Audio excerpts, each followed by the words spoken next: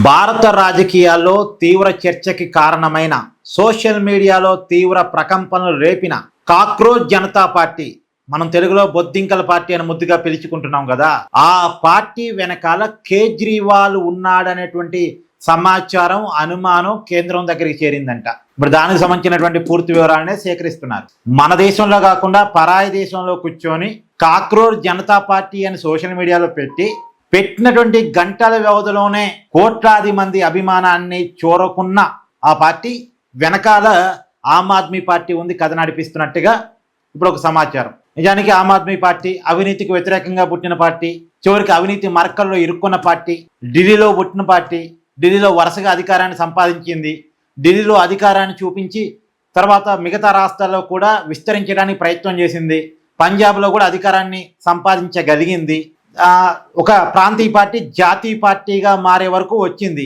కానీ ఎప్పుడైతే ఆ పార్టీకి అవినీతి మరకలు అంటాయో, ఢిల్లీ లిక్కర్ స్కామ్ మరకల ఫలితంగా రెండోది ఆమ్ ఆద్మీ నాయకుల జీవితంలో వచ్చినటువంటి మార్పులు. ఎందుకంటే ఒకప్పుడు సామాన్యులం అని బతికిన వాళ్ళు ఇప్పుడు అసామాన్యులుగా మారి, పేదలు కాస్త ధనవంతులుగా మారి, వాళ్ళ జీవితాలు, వాళ్ళ విలాసాలు ఇవన్నీ మారిపోయిన తర్వాత ప్రజలంతా గమనించి మొత్తానికి ఆమ్ ఆద్మీ పార్టీని ఢిల్లీలో ఓడించారు. ఎక్కడి నుంచి వాళ్ళ ప్రస్థానం స్టార్ట్ అయిందో అక్కడ వాళ్ళు ఓటమికి గురయ్యారు. చివరికి కేజ్రీవాల్, మనీష్ సిసోడియా ఎవరైతే ఆ పార్టీకి పెద్ద నాయకులు ఉన్నారో వాళ్ళు అధికారాన్ని కోల్పోవటం పక్కన పెడితే ఎమ్మెల్యేలుగా కూడా గెలవని పరిస్థితి. ఇప్పుడు ఆమ్ ఆద్మీ పార్టీ అనేటువంటి ఆ పార్టీ ద్వారా మళ్ళా రాజకీయాల్లో ఎస్టాబ్లిష్మెంట్ కావడం కష్టం.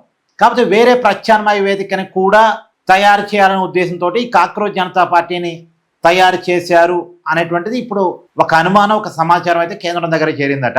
ఎవరైతే బయట దేశాల్లో కూర్చొని కాక్రోచ్ జనతా పార్టీని సోషల్ మీడియాలో స్టార్ట్ చేశాడు అభిజిత్, అతను వెనకాల కేజ్రీవాల్ ఉన్నాడు.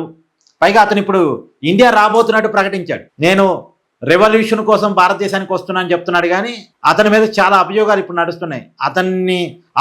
అతనికి ఉన్నటువంటి తాత్కాలిక పాస్పోర్ట్ని అక్కడ దేశం రద్దు చేయటం వల్ల ఇప్పుడు ఇండియాకి వస్తున్నాడు తప్ప ఇక్కడ ఏదో రెవల్యూషన్ కోసం, ఇక్కడ ప్రజల కోసం కాదు అనేటువంటి చర్చ కూడా ఉంది. సరే, కానీ మొత్తంగా ఇక్కడ మనం ఆలోచించుకోవాల్సింది ఏంటంటే అండి, ప్రజల్లో ఉన్నటువంటి అసహనాన్నో, ప్రజల్లో ఉన్న కోపాన్నో ఎన్కాష్ చేసుకోవడానికి ఎవరో ఒకడు వస్తూ ఉంటాడు, వాడి వెనకాల ఇంకెవడో ఉంటాడు. కానీ మనం అర్థం చేసుకోవాల్సింది, సరైన సిద్ధాంతంతో వస్తేనే, సరైన ఆలోచనతో వస్తేనే వ్యవస్థలో మార్పు చూపించగలరు. ఇప్పుడు మార్పు చూపిస్తా అని ఆమ్ ఆద్మీ పార్టీ పుట్టింది. ఏం మార్పు చూపించగలిగింది? చిన్న మార్పులు చూపించి వ్యవస్థలో మార్పులు తీసుకొస్తామని మనం నమ్మలేం కదా. వ్యవస్థలో అయితే మార్పులు తీసుకురాలేదు కదా. వ్యవస్థను మార్పు చేయాలంటే వాళ్ళకు ఒక బేసిక్ సిద్ధాంతం ఉండాలి. ఎలా మార్పు తీసుకురాగలం అనేటువంటి సిద్ధాంతం ఉండాలి. అది లేకుండా మార్పు తీసుకొస్తామని ఒక స్లోగన్ మనం నమ్మితే మనం మోసపోయినట్టే లెక్క. వాళ్ళు తీసుకురాలేరు. మార్పు తీసుకురావాలనే ఆలోచన వేరు, మార్పు తీసుకురావటానికి ఉన్న మార్గం వేరు. మార్గాన్ని చెప్పినోడే తీసుకురాగలడు మార్పుని. ఆ మార్గం లేకుండా కేవలం నేను తీసుకొస్తా అనే ఆలోచన చెప్తే అంత మాత్రం మార్పు రాదు. అది మనం గుర్తుపెట్టుకోవాలి. అది ఆమ్ ఆద్మీ పార్టీ ద్వారా అయినా మార్పు రాదు, కాక్రోచ్ జనతా పార్టీ ద్వారా అయినా మార్పు రాదు. వాళ్ళు ఏంటంటే అవతల వాళ్ళలో ఉన్నటువంటి అసహనాన్ని క్యాచ్ చేసుకుంటారు. ఇప్పుడున్న రాజకీయ పార్టీల మీద చాలా కోపం ఉంది, అసహనం ఉంది, దాన్ని క్యాచ్ చేసుకొని వాళ్ళు లబ్ధి పొందుతారు అంతే.